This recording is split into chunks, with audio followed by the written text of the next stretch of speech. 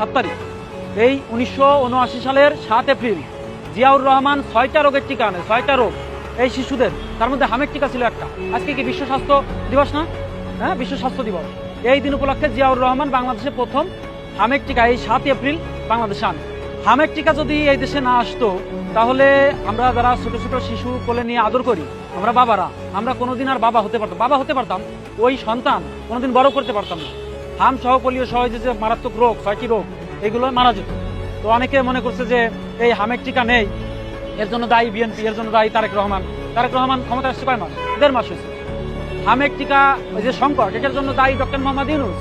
তার নাম নিচ্ছেন না, তিনি নোবেল দিয়ে তিনি হামের টিকা আনতে পারেননি। তিনি আন্তর্জাতিক খেলোয়াড়, তাকে বারাক ওবামা মেডেল পরিয়ে দেন, তো তাকে কিন্তু হামের টিকা দিতে পারেন না নাকি? যত বাজেট ছিল, এই 2টা বাজেট উনি পেয়েছেন, 24 আর 25 সালের পুরো বাজেটই উনি খেয়ে ফেলেছেন।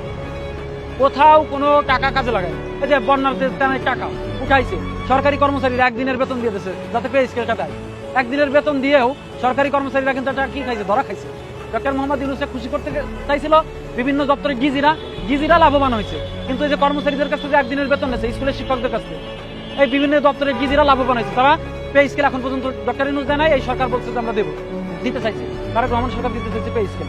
তো ডক্টর ইউনূস এসে কি করছে? ত্রাণের জন্য টাকা নিছে, দুর্যোগের জন্য, বন্যার জন্য টাকা নিছে, তারপরে সরকারি কর্মচারীদের কাছে হাতে এনেছে, হামের টিকাও কেনে নাই, সরকারি পে স্কেলও দেয় না। যে 8,000 টাকা বেতনে চাকরি করে, এই ঢাকা শহরে পুলিশের কনস্টেবল যারা চাকরি করে, এরা ব্যাচেলার থাকে, জানেন?